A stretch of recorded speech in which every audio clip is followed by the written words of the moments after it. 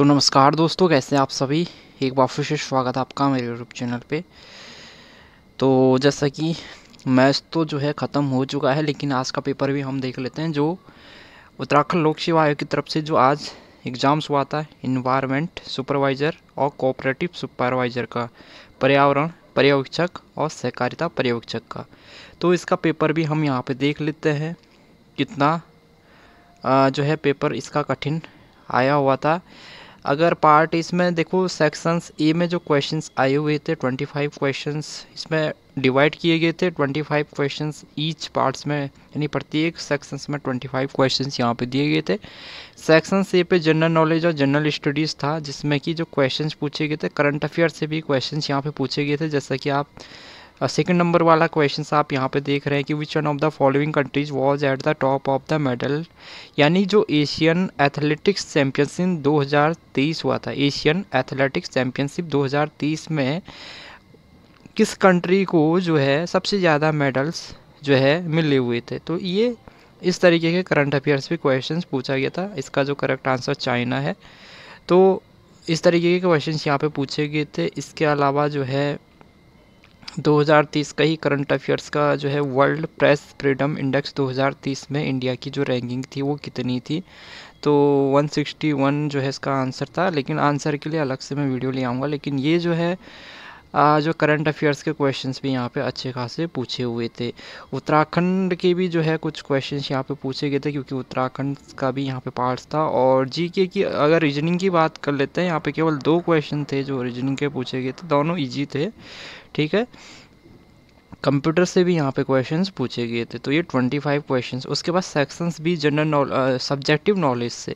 तो इसमें देखो, फिजिक्स केमिस्ट्री तो कंपलसरी था सबके लिए। ठीक है, फिजिक्स और केमिस्ट्री जो है सबके लिए कंपलसरी था। फिजिक्स में जो क्वेश्चंस थे, अगर आप पढ़ के गए हैं तो फिजिक्स आपने पूरी की पूरी फिजिक्स आप करके आए होंगे। लेकिन अगर आपने पढ़ा नहीं है तो बिल्कुल भी आप एक भी क्वेश्चन यहाँ पे फिजिक्स का अटैम्प्ट नहीं कर सकते, क्योंकि फिजिक्स के जो क्वेश्चन थे लगभग सारे जो है कैलकुलेशंस वाले थे। यानी कि आपको अगर कैलकुलेशंस पता है कैसे क्वेश्चन सॉल्व करने हैं, आपको जो है फॉर्मूला अगर पता है, तो आप इन क्वेश्चंस को इजीली कर सकते हैं। लेकिन अगर आपको फॉर्मूले पता नहीं थे तो इन क्वेश्चंस को आप कर नहीं सकते। तो फिजिक्स की बात कर लेते हैं। तो 25 क्वेश्चंस फिजिक्स के आए थे, और अच्छी खासी फिजिक्स यहाँ पे पूरी जो है यहाँ पे कवर कर रखी थी फिजिक्स की +1 +2 की।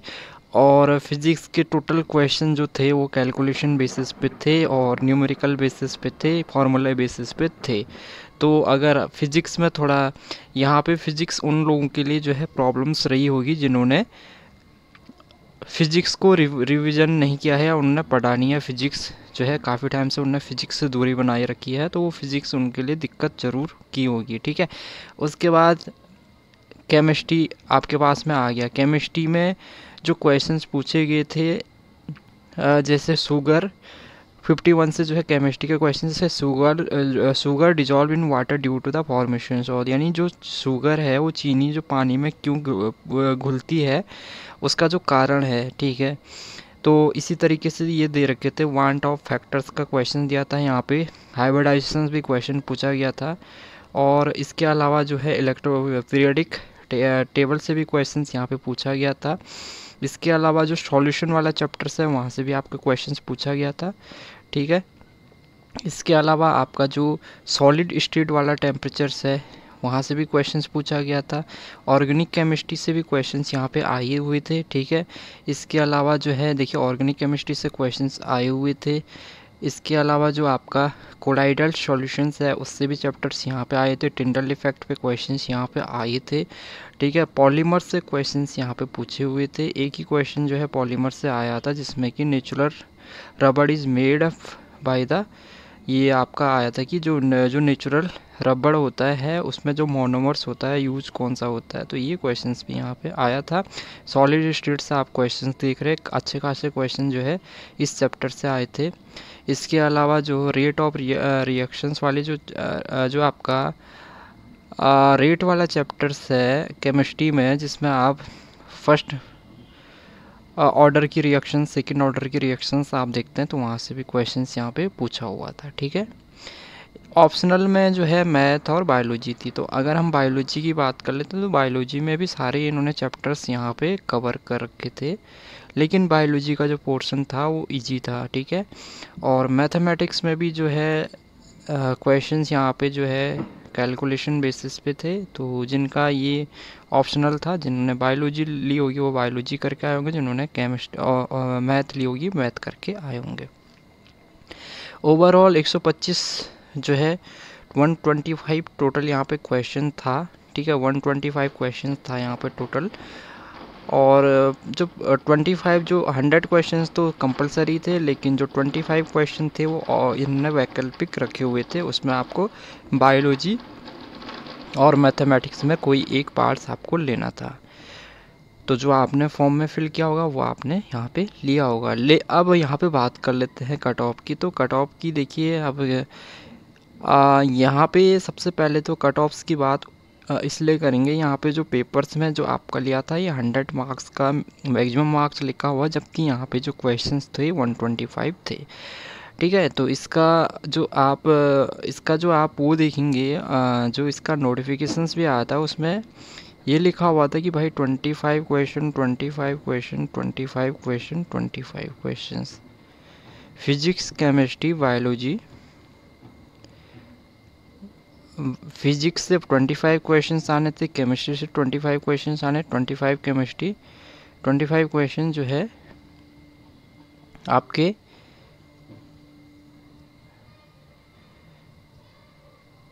ठीक है। तो 100 मार्क्स का ये पेपर है, ये पेपर एकदम करेक्ट है, ठीक है। 25 क्वेश्चंस यहाँ पे दिए गए हैं।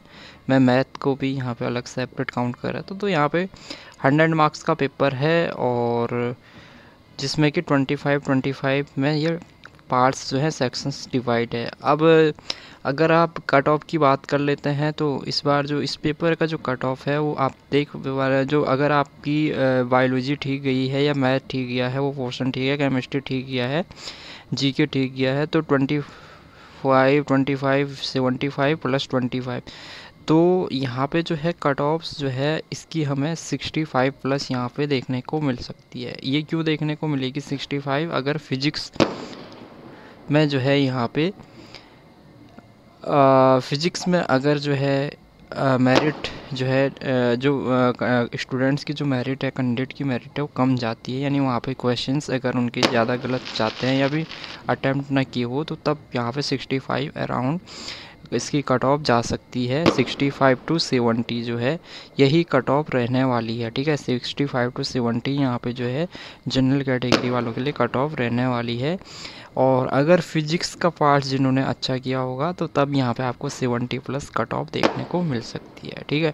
तो मेरे अकॉर्डिंग मैं ये सोच रहा हूँ कि फ़िज़िक्स एक क्योंकि अब 12th बेसिस पे ये एग्ज़ाम हुआ था, तो इसमें बहुत सारे स्टूडेंट्स भी होंगे जिन्होंने अभी 12th कंप्लीट किया होगा, तो उनका फ़िज़िक्स में अच्छे खासी यहाँ पे जो है पकड़ है। फिजिक्स में उन्होंने अच्छी खासी उनकी रिवाइज होगी, उन्होंने रिवीजन किया होगा, तो 70 प्लस यहाँ पे जनरल की कट ऑफ मैं मान के चल रहा हूँ, इतनी यहाँ पे आराम से इजीली जा सकती है।